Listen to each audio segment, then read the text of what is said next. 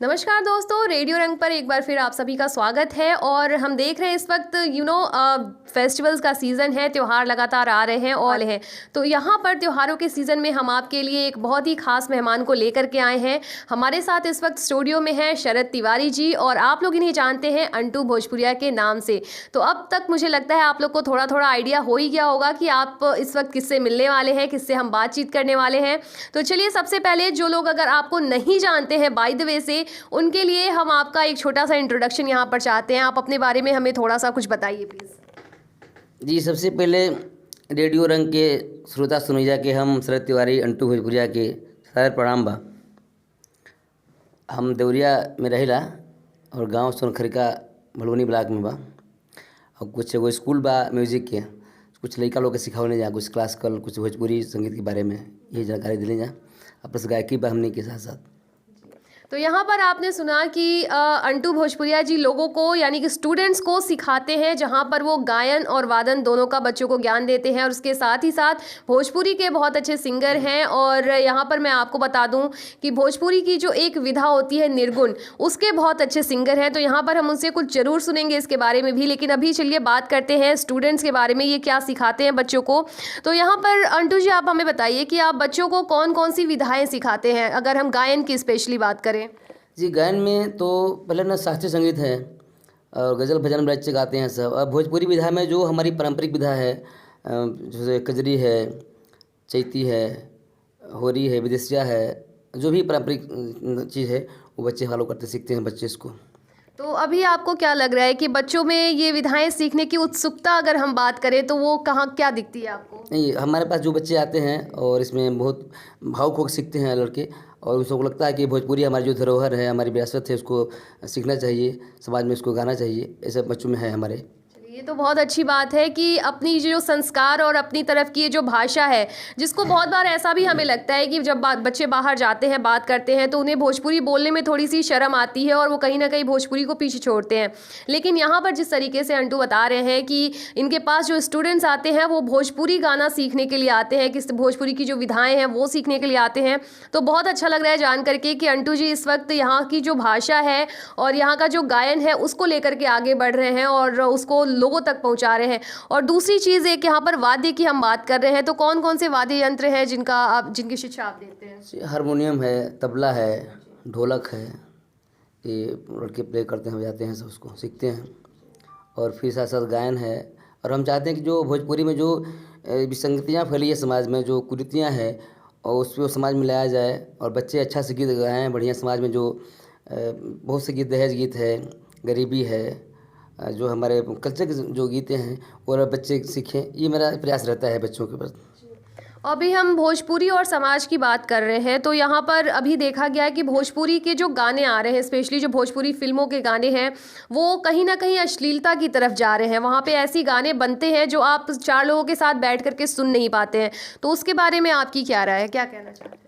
अब देखिए, अश्लीलता तो लोग गाते बा, पूरा समाजे अश्लीलता हो गई बा, सबे गावते गाना है।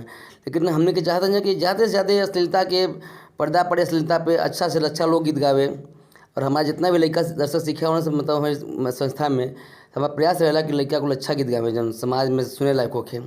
आज तो हर मैं गायक गाए तो लोग पूरा संसारे में अश्लीलता लोग गाता है, लेकिन हमारा प्रयास बाकी अश्लीलता ना गावल जाए समाज में, और अच्छा गीत गावल जाए, संस्कारित गीत गावल जाए, पारंपरिक गीत गावल जाए, ये पर हमारा विशेष रूप से।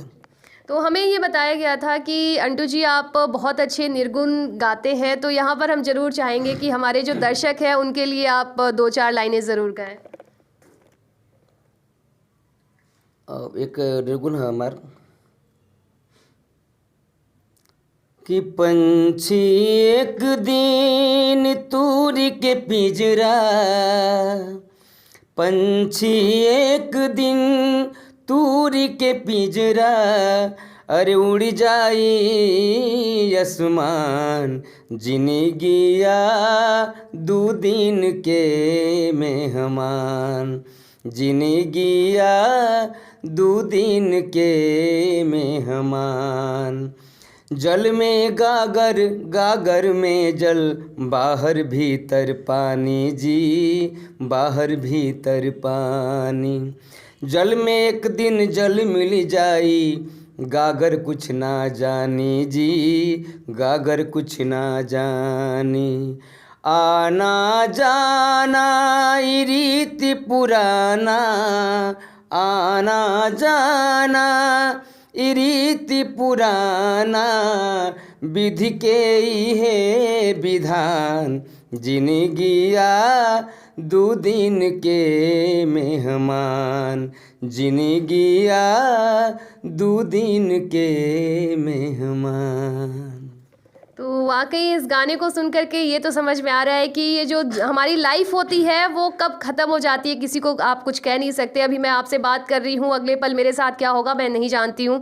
तो यहाँ पर निर्गुण की हम बात कर रहे हैं, तो मैं चाहती हूँ कि आप जो लोग नहीं समझते हैं निर्गुण को, आप उनको निर्गुण के बारे में थोड़ा सा अगर बता पाएँ कि निर्गुण किस तरीके का गायन होता है, किस तरीके के गीत होते हैं निर्गुण के। देखिए, निर्गुण एगो विधा जिसे भोजपुरी में जैसे लोकगीत बा गावत आदमी, लेकिन हट के लोकगीत से हट के मतलब निर्गुण एगो अपने आप में विधा बा निर्गुण के। और जैसे निर्गुण लिखत नहीं कबीर साहब लिखत नहीं है, तो जौन आत्मा परमात्मा के मिलान करे वो निर्गुण है। निर्गुण की एगो अपन अलग विधा बा। निर्गुण गावे वाला भी ये चला था कम्मे वालों निर्गुण गावे वाला लोग नया नया फोकस करता, लेकिन चाहिए कि निर्गुण भी जो हमके धरोहर बा एक कम से कम जीवित रखे रहेगा आदमी जी। और यहाँ पर इन गीतों को सुन करके आपको ज़रूर लगा होगा कि ये जो भोजपुरी गाने हैं, भोजपुरी के जो भाषा है वो कितनी प्यारी होती है, कितनी मधुर होती है और कितनी आत्मीयता होती है उसके अंदर। अगर आप भोजपुरी में एक दो लोग आपस में बात कर रहे होते तो आपको लगेगा कि यार उनके बीच में कितना ज़्यादा फ्रेंडशिप है, कितना ज़्यादा अपनापन है।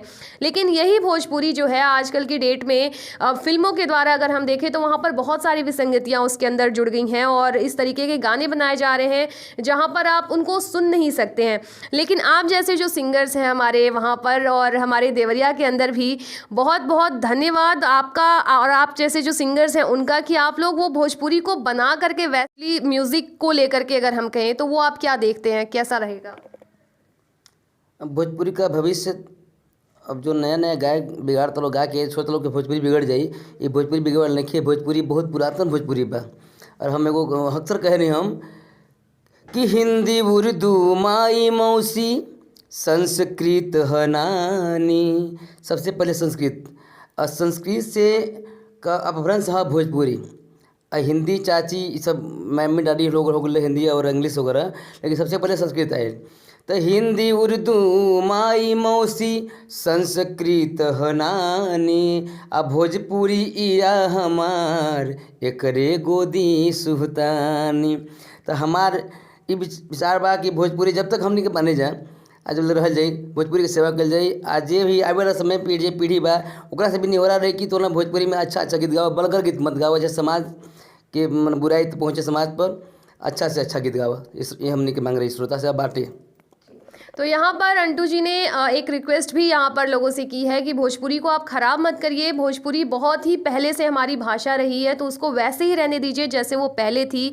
और वाकई में अंटू जी आपसे बात करके यहाँ पर बहुत अच्छा लग रहा है और इस कॉन्वर्सेशन को मैं नहीं चाहती कि इतनी जल्दी यहाँ पर ख़त्म हो, इसलिए आपसे हम ज़रूर चाहेंगे कि एक बार फिर हम यहाँ पर बैठें साथ में और ढेर सारी भोजपुरी के और गाने आपसे हम ज़रूर सुनना चाहेंगे इन फ्यूचर। बट फ़िलहाल यहाँ पर क्योंकि आपके पास भी वक्त कम है और इसलिए, लेकिन फ़िलहाल जो आपने समय दिया है इसके लिए बहुत बहुत धन्यवाद आपका और रेडियो रंग पर आने के लिए थैंक यू सो मच। धन्यवाद।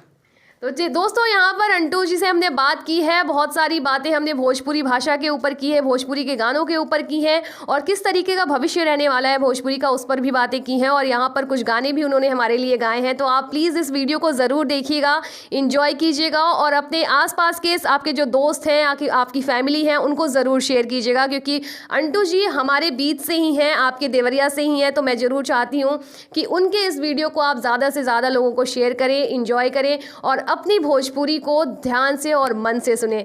Thank you so much guys and keep listening to radio Rang 89.6 FM और उसके साथ ही साथ आप हमारा यूट्यूब चैनल सब्सक्राइब करना बिल्कुल ना भूलें और हमारा फेसबुक पेज भी फॉलो करना बिल्कुल ना भूलें। बहुत बहुत धन्यवाद आपका।